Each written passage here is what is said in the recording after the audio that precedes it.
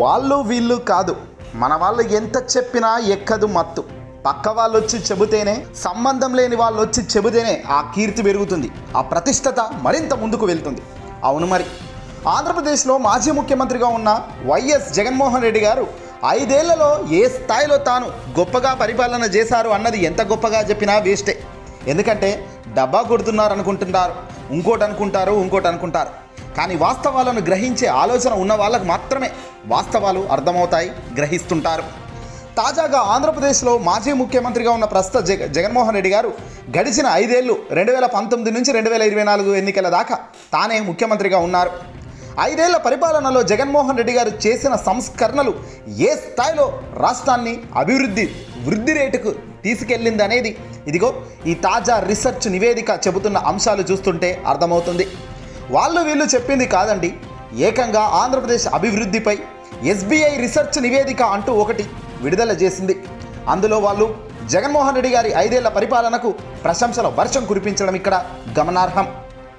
ఆంధ్రప్రదేశ్లో గత 5 ఏళ్లలో సగటు వార్షిక ఆదాయ వృద్ధి రేటు ఏకంగా 12% అంటూ వాళ్ళు చెప్పుకొచ్చారు. జగన్మోహన్ రెడ్డి గారు ప్రభుత్వాన్ని 5 ఏళ్లు నడిపించారు.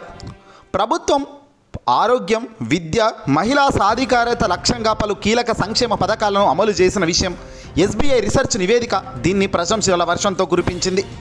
ఆంధ్రప్రదేశ్తో పాటు మహారాష్ట్ర, కేరళ, కర్ణాటక తమ ఆదాయ రాబడుల్లో సంక్షేమ పథకాల కోసం గణనీయంగా వ్యయం చేశాయని పేర్కొంది. త్వరలో కేంద్ర ప్రభుత్వం బడ్జెట్ ప్రవేశపెట్టనున్న ఈ నేపథ్యంలో వివిధ రాష్ట్రాల ఆదాయ వనరులు, సంక్షేమ పథకాలకు చేసిన ఖర్చులపై ఈ SBI రీసెర్చ్ నివేదిక సోమవారం విడుదల చేసింది. దేశ సంక్షేమ రాజ్యాంగం మారుతున్నట్లు కనిపిస్తుంది అంటూ ఈ రీసెర్చ్ సంస్థ చెప్పింది. వైఎస్ జగన్ ప్రభుత్వం మహిళలు, పిల్లలు, విద్య, ఆరోగ్యం వీటికి భారీ ఎత్తున సంక్షేమ పథకాలు ఖర్చు చేసిన విషయాన్ని SBI గుర్తు చేసింది. ఆంధ్రప్రదేశ్లో గత ప్రభుత్వం అమలు చేసిన కొన్ని పథకాలకు రీసెర్చ్ నివేదిక వ్యయంతో సహా ప్రముఖంగా ప్రస్తావించింది. ఏటా 47 లక్షల మంది పిల్లలకు జగనన్న విద్యా కానుక కింద యూనిఫామ్, బ్యాగు, బూట్లు, పాఠ్య పుస్తకాలు తదితరులన్నీ ఉచితంగా అందజేసిన విషయాన్ని చెప్పుకొచ్చింది. జగనన్న అమ్మఒడి కింద తల్లుల ఖాతాల్లో పారదర్శకంగా నగదు జమ చేసిన విధానాన్ని, ఇవన్నీ మహిళలు, పిల్లలు విద్యతో ముడిపడి రూపొందించిన సంక్షేమ పథకాలని తెలిపింది.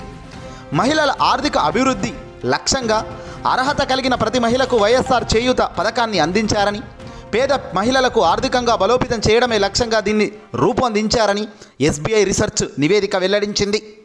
జగనన్న గోరుముద్ద ద్వారా సుమారు 43 లక్షల మంది స్కూల్ పిల్లలకు నాణ్యమైన, రుచికరమైన పౌష్టికాహారాన్ని అందించారని, చిన్నారులో పౌష్టికాహార లోపాలను నివారించడమే లక్ష్యంగా చర్యలు తీసుకున్నందుకు ఇక్కడ రీసెర్చ్ నివేదిక SBI ప్రశంసల వర్షం కురిపించింది. మాజీ ముఖ్యమంత్రి జగన్మోహన్ రెడ్డి గారి పార్టీ వైఎస్ఆర్సీపీ పార్టీపై కోట్లలో ఖర్చు చేశారు, కానీ దీనివల్ల ఫీడ్బ్యాక్ చాలా అద్భుతంగా ఉందని, చాలామంది కుటుంబాల్లో ఒక వెలుతురు మాదిరిగా ఇది క్రియేట్ చేసేగలిగిందని కూడా ఇక్కడ ఈ రెవెన్యూ డిపార్ట్మెంట్కి సంబంధించిన ఆదాయ అభివృద్ధిపై SBI రీసెర్చ్ ప్రశంసలు కురిపించింది.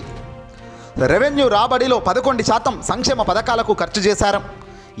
సంవత్సరం 47 లక్షల మంది పిల్లలకు జగనన్న విద్యా కానుక అందింది. అమ్మఒడితో తల్లుల ఖాతాల్లో 6,450 కోట్ల రూపాయలు జమయ్యాయి. వైఎస్ఆర్ చేయూతతో మహిళలకు సంవత్సరానికి 5,000 కోట్లు ఖర్చు చేసింది వైసీపీ ప్రభుత్వం. పొదుపు మహిళలకు 0 వడ్డీ కింద 4,969 కోట్ల రూపాయలు ఖర్చు చేసిన ఘనత జగన్మోహన్ రెడ్డి గారిది. సంక్షేమం, సాధికారత అంటే అర్థం చెప్పిన వ్యక్తి జగన్ అని, దీన్ని అద్భుతంగా ముందుకు తీసుకెళ్లి పక్క రాష్ట్రాలు సైతం ఆదర్శంగా నిలిచాయని కూడా SBI రీసెర్చ్ సెంటర్ నివేదిక వేదికగా ఇవన్నీ లెక్కలు చెప్పింది. వైఎస్ఆర్ 0 వడ్డీ మొత్తం 4,969 కోట్లు ఖర్చు చేశారు.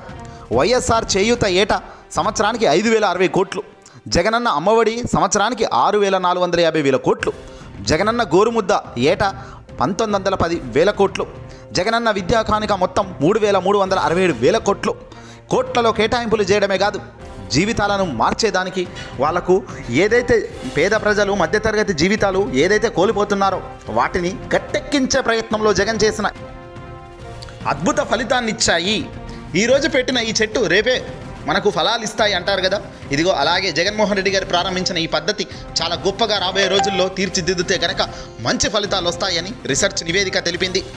మహారాష్ట్రలో గత 5 ఏళ్లలో సగటు వార్షిక రెవెన్యూ రాబడులు 10% వృద్ధి చెందగా అందులో 11% సంక్షేమ పథకాలకు ఖర్చు చేశారు.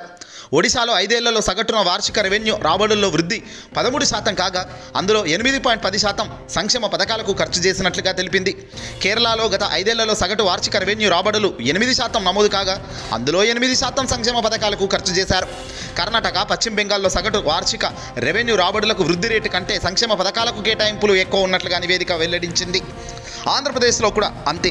గత 5 ఏళ్లలో సగటు వార్షిక రెవెన్యూ రాబడులు 12% వృద్ధి నమోదు కాగా అందులో ఏకంగా 11% మేర సంక్షేమ పథకాలకు ఖర్చు చేసినట్లుగా రీసెర్చ్ నివేదిక తెలిపింది. గొప్పగా సంక్షేమ పథకాలు ఇస్తున్నప్పుడు ప్రతిరోజు నిందలు చేశారు, ఆరోపణలు చేశారు, అడ్డంగా దూషించారు. జగన్ అప్పులు చేస్తున్నాడు, శ్రీలంక అయిపోతుందన్నారు. కానీ ఈరోజు ఆర్థిక వృద్ధి రేట్లో ఈ స్థాయిలో జగన్ ప్రభంజనం సృష్టించారు అన్నది ఎస్బీఐ రీసెర్చ్ నివేదిక బయట పెడుతూ ఈ స్థాయిలో ప్రశంసల వర్షం కురిపించింది. ఏదైనా ఆలోచన ఉన్నవాడికే కనబడుతుంది ఆయుధం, ఆలోచన అన్వేషణ లేని వాడికి ఏం కనబడుతుంది ఆయుధం అన్న చందంగానే ఇప్పుడు ఫలితాలు జగన్వి ఉన్నాయి. కానీ దురదృష్టం ఏంటంటే జగన్ ఇప్పుడు అధికారంలోకి రాలేదు. ఇంత చేసిన ఇన్ని నియోజకవర్గాలకు కానీ ఇంత అన్ని రకాల ప్రజలకు ఆదుకుంటూ అడుగులు వేసినప్పటికీ నిజంగా కొన్ని తప్పుడు ప్రచారాలు, కొన్ని తప్పుడు వాగ్దానాల వల్ల ఈరోజు జగన్ ఓటమి చెందారు. ఆయన మాట్లాడింది కాదు, పక్కవాడు చేసిన ఆరోపణలకు ఈయన బలయ్యాడు తప్ప మరొకటి కాదు. ఏదేమైనా కాలం నిజంగా అందరికీ న్యాయమే చేస్తుంది. కాస్త లేట్ అవ్వచ్చు, మళ్ళీ బ్యాక్ అయితే అవుతారు అంటున్నారు అంతా కూడా.